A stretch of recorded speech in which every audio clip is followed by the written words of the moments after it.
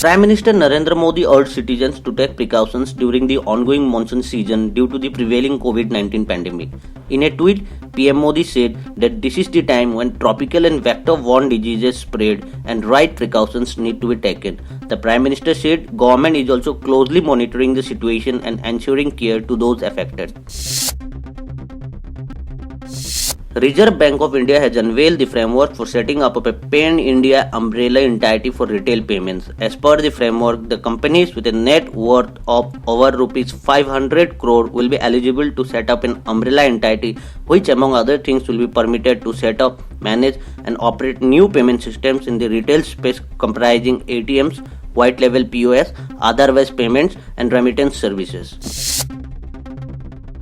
Civil Aviation Minister Hardeep Singh Puri said that India is negotiating with 13 countries including Australia, Japan, Russia, South Korea, Thailand and Singapore to establish separate bilateral air bubble arrangement for international flight operations. Under a bilateral air bubble pact, airlines of both the countries can operate international flights with certain restrictions. In Gujarat, the 5 big cities Ahmedabad, Vadodara, Surat, Rajkot and Gandhinagar can now have tall buildings with a height of 70 stories or more. The Gujarat government said Dubai and Singapore, like skyscrapers and iconic structures, will be permitted in 5 cities of the state. The ceiling of construction till now was 22 to 23 story buildings. The government said that vertical development is necessary to ensure optimum use of land in the cities. Government has allowed foreign journalists with valid visas to visit India along with family members. A Home Ministry notification said the decision has been taken after considering the need for further relaxation of visa and travel restrictions for more categories of foreign nationals who want to travel to India. In addition to the categories of foreign nationals who were already permitted to enter India, foreign nationals holding journalist J1 visa and other dependents holding J1X visa can also now come to the country. Indian Institute of Technology Madras has retained its number 1 position in the list of top innovative educational institute in India for the second consecutive year.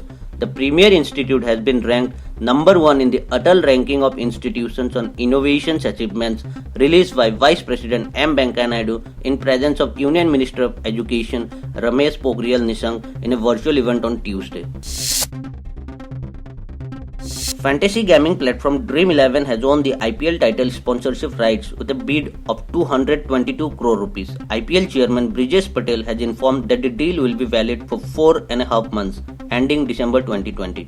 Dream11 will replace Vivo after its Chinese mobile phone maker suspended its deal owing to a border standoff between India and China. The company, however, had been under BCCI scanner after it was linked to the fake T20 league held in Punjab but was live-streamed as a game in Sri Lanka. Malian President Ibrahim Boubacar Keita has announced his resignation amid a military coup. He announced his resignation last night on state television hours after mutinous soldiers fired shots into the air outside his home before detaining him. The dramatic development comes after more than 2 months of regular demonstration calling for him to step down 3 years before his final term was due to end.